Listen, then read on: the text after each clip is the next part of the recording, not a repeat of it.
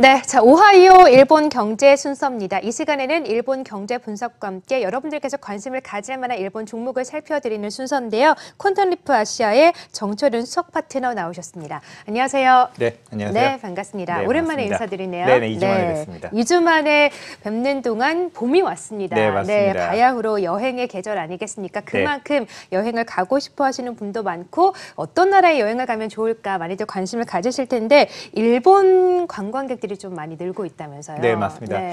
아무래도 지금 또 이제 벚꽃 시즌이기도 네, 하고, 맞아요. 그다음에 다들 그래서 한국 쪽 분들도 이제 일본으로 이제 많이 이제 오시고 있습니다. 네, 그렇군요. 네. 자, 그러면 현재 일본에 대한 관심이 굉장히 높다고 네. 하는데 좀 수치로 많이 나온 게 있나요? 네, 이렇게 이제 수치로 좀 정리된 재미있는 수치가 있는데요. 네. 보통 이제 한국 분들이 이제 가장 많이 관심을 가지실 3개국이 아마 일본을 포함한 네. 중국, 미국 이 3개국이라고 생각이 됩니다. 네. 그래서 이걸 이제 수치적으로 한국 분들이 일본, 미국, 중국 이 3개국에 대해서 얼마나 많이 이제 검색을 해봤는지를 네. 구글 트렌드를 통해서 이제 살펴봤습니다. 네. 지금 이제 화면에도 나오고 있습니다만 아무래도 이제 미국이나 중국 이런 나라들을 더 많이 검색하는 게 아닐까라고 생각하시는 분들이 많겠지만 이제 보신 대로 일본에 대한 검색량이 미국 또는 중국 대비해서 거의 2배 이상으로 상당히 많은 것을 보실 수가 있습니다. 그럼 도대체 한국 분들이 뭘 그렇게 많이 일본에 대해서 검색을 할까 궁금해하실 수가 있겠는데요. 역시 한국 분들이 일본에 대해서 가장 많이 검색을 하는 것은 여행 카테고리에 대해서 가장 많이 검색을 하십니다. 그래서 뭐 정말 미국이나 중국보다도 정말 많은 일본에 대한 여행에 대해서 많이 검색을 하고 계신 이제 그런 상황을 저런 표로서 직접 확인하실 수가 있습니다. 네, 아니 정말 저만 해도 일본 같은 경우에는 가까우니까 좀 주말을 이용해서 짧게 갔다 올 수도 있고 크게 부담이 없으니까 여행을 짧게 간다고 하면 일본을 좀 많이 갔던 것 같아요. 많이 검색도 해봤던 것 같고 저를 포함해서 많은 우리 관광객분들이 일본을 많이 간다 이렇게 좀 생각을 해도 될까요? 네, 맞습니다. 아무래도 이제 뭐 말씀하신 대로 이제 워낙 가깝고 예전에는 뭐 도깨비 여행이라 그래서 뭐 당일치기 그런 일본 여행도 이제 상당히 많았었습니다. 그래서 한국 분들, 일본을 방문하시는 일본 여행 가신 한국 분들 숫자가 엄청나게 이제 급증을 이제 하고 있는 상태입니다. 그래서 2014년부터 이제 일본을 방문하신 분들의 그런 숫자가 계속 이제 증가를 하고 있고요. 2017년, 아직 2018년 이제 수치는 안 나왔습니다만 2017년으로 봤었을 때는 714만 명이 이제 일본을 이제 방문을 하셨습니다. 계속 늘어나고 있네요. 네, 이 숫자는 2016년 509만 명 대비해서도 거의 40% 이상으로 이제 급증한 숫자인데요. 저 714만 명, 한국 인구가 5,100만 명이니까 약 한 15%? 그러니까 한국 분들 한 100분들 중에 15분 정도는 2017년으로 이제 기준했었을 때 이 중에 여러 번 왔다 갔다 하신 분도 포함이 되는 건가요? 복수 그런 숫자도 이제 많이 이제 카운트가 돼 있고 실제로 뭐 처음에는 뭐 동경이나 오사카 같은 대도시를 가셨다가 그다음에 뭐 홋카이도나 뭐 후쿠오카 같은 이런 쪽으로 이제 여러 차례 다른 도시를 가시면서 일본을 방문하는 한국 여행객들의 숫자가 계속해서 증가를 하고 있습니다. 네, 그렇군요. 자, 우리나라 관광객분들 일본에 방문하는 관광객 수가 점점 늘어나고 있는 추세인 것 같습니다. 아니 뭐 제주도를 또 많이 가시는데 제주도나 일본 가는 시간이 좀 비슷하다 보니까 제주도 가는 김에 또 일본 가자 뭐 이렇게 생각하시는 분도 있더라고요. 그만큼 일본 여행객들 관광객이 늘어나고 있는데 우리나라뿐만 아니라 다른 나라에서도 일본을 관광하는 수가 좀 많이 늘어나고 있나요? 어떻습니까? 그러니까 뭐 한국뿐만이 아니라 이제 한국하고 인접하고 있는 이제 중국이라든지 아니면 다른 이제 동남아시아 이제 이런 분들도 이제 일본을 많이 이제 방문을 하시고 있습니다. 이제 그러다 보니까 2017년 기준에 했었을 때 일본을 방문한 관광객 숫자는 약 한 2,800만 명 정도에 이제 달하고 있고요.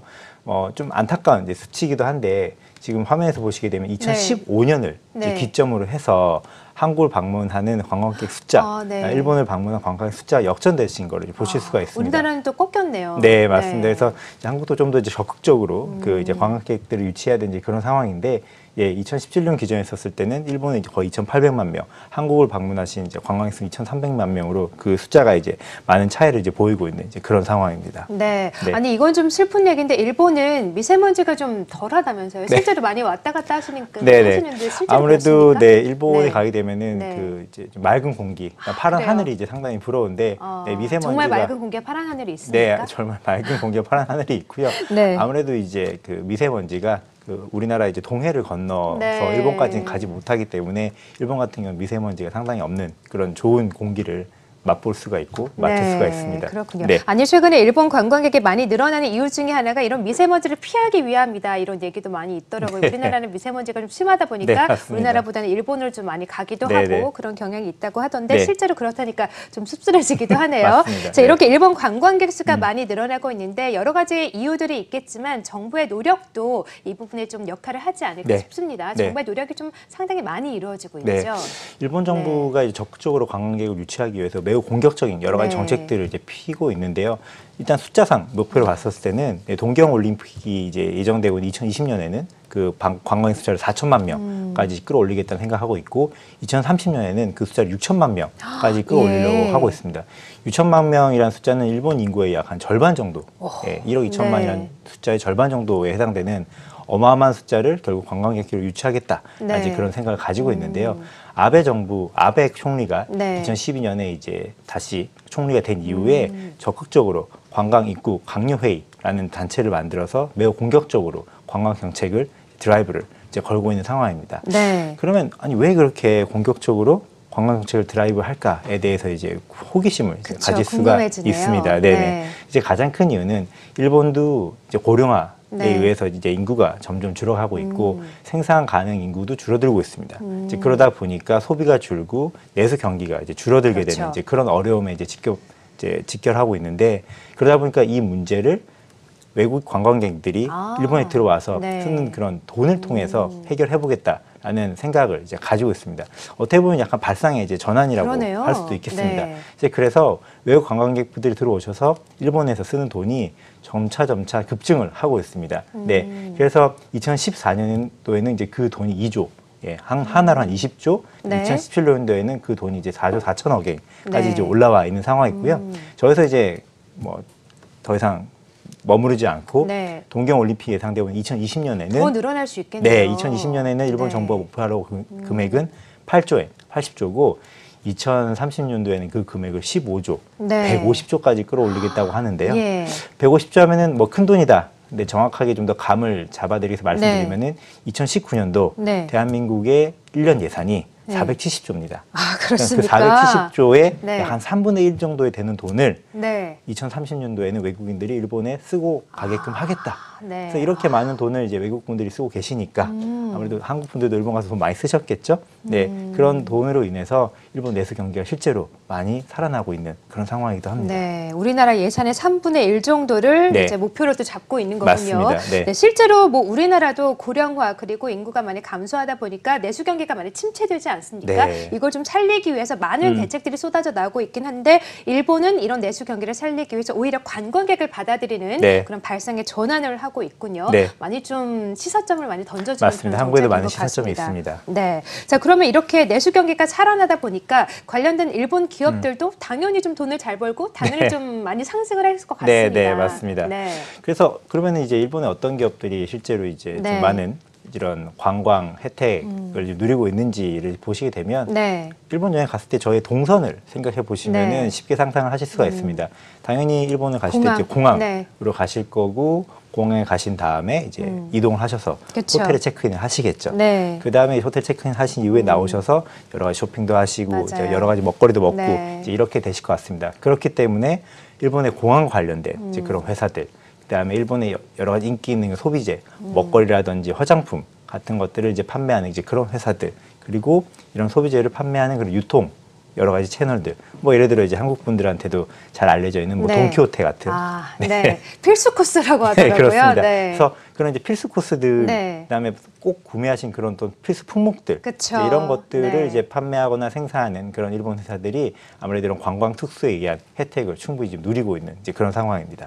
그렇군요. 일단 관심 가질 만한 기업들을 보면 일단 공항이나 뭐 호텔, 여행 관련주들이나 뭐 화장품 이런 소비 관련주들을 또 관심 있게 볼 필요가 있겠군요. 그래서 이제 일본 같은 경우 이런 소비 관련 이제 그 회사들이 워낙 관광 특수를 누리고 있다 보니까 생산량이 이제 모자르지 않습니까? 그래서 생산량을 이제 늘리기 위해서 일본 내에 여러 가지 이제 공장들을 이제 신축하고 있는 이제 그런 상황들도 보실 수가 있습니다. 근데 공장을 또 신축하게 되면 그만큼 또 인력이 많이 필요로 할 테니까 고용 상황도 많이 좋아지겠네요. 맞습니다. 그래서 고용 창출도 되고 그래서 뭐 요즘 일본 같은 경우는 이제 일자리가 부족하다. 네. 일자리 부족한 것이 아니라 사람이 사람을 구하기가 부족하다. 사람이 부족하다 이런 문제도 있는데 지금 이제 화면에도 보이고 있지만 이제 특히 여자분들한테도 잘 알려져 있는 시세이도 같은 경우는 뭐 2020년은 950억엔 2020년에는 뭐 450억을 이제 추가 투자해서 공장을 만들고 그다음에 유니참 그 기저귀로 유명한 회사인데요. 저기도 이제 1,000억을 투자해서 공장을 신축하고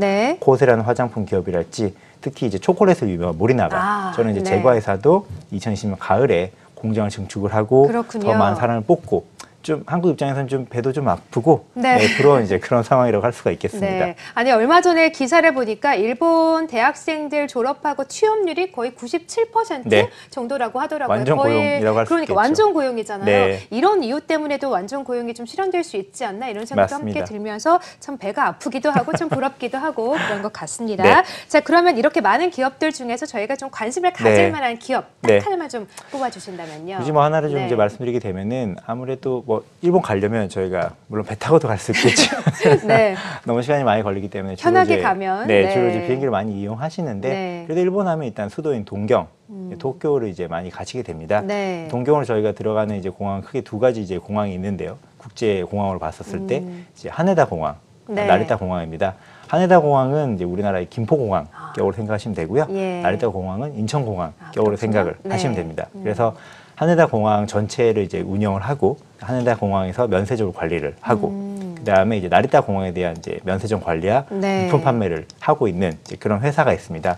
일본 공항 터미널이라는 회사고요. 그래서 일본 공항 터미널은 하네다 공항, 그다음에 나리타 공항, 그 외에도 뭐 추부 공항 이런 쪽에 대한 이제 관리하고 물품을 판매하는 회사인데 뭐 이 회사들 같은 경우는 일본을 방문하는 관광 숫자가 늘어나게 되면 거기에 맞춰서 자연스럽게 매출과 수익이 늘어나는 어떻게 보면 매우 이해하기 쉬운 그런 이제 사업 구조를 가지고 있습니다.